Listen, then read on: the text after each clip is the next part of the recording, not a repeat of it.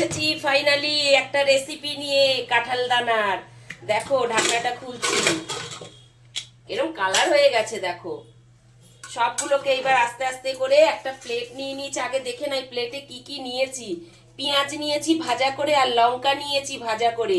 এবার এই দানাগুলোকে সব এর মধ্যে আস্তে আস্তে করে করে তুলে নেব। আচ্ছা, অন্য একটা পাত্রে আগে তুলে নিই। একটা পাত্র নিয়ে নিলাম, নিয়ে দানাগুলো সব আস্তে আস্তে করে এই জলটা থেকে তুলে নেবো। দেখো কি কালার হয়ে গেছে জলটা, এই দেখো লাল হয়ে গেছে টকটকে। দেখো এইভাবে একটা একটা করে গরম গরমই আমি ছাড়িয়ে নেবো, যতটা হাতে ধরতে পারবো। দানাগুলো সব আমি পরিষ্কার করে নেবো, যতটা করতে পারি। না করলেও কোনো সমস্যা হবে না, তবু আমি করে নিচ্ছি যতটা করতে পারি।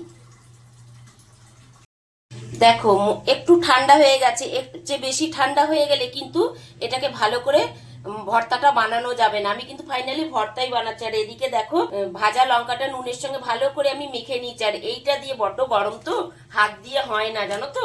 এইভাবে গরমগুলোকে পিষে নিচ্ছি, আর দেরি হয়ে গেলে কিন্তু ভালো করে পিষতে পারবো না। দেখেছো এখনই শক্ত হয়ে গেছে। দেখো ফাইনালি আমার এগুলো সব মাখা হয়ে গেছে। এবার এর মধ্যে আমি একটা 1/4 ভাগ একটু লেবু দিয়ে নেবো, দিয়ে হাত দিয়ে এটাকে এবার ভালো করে সবগুলো মেখে নেবো। গরম ভাতের সাথে রুটির সাথে অসাধারণ লাগে জানো তো বন্ধুরা। তোমরা একবার একটু করে খেয়ে দেখবে। আর যদি ভালো লেগে থাকে আমার এই রেসিপিটা, তোমরা লাইক কমেন্ট শেয়ার করে সাবস্ক্রাইব করে দিতে কিন্তু ভুলো না বন্ধুরা।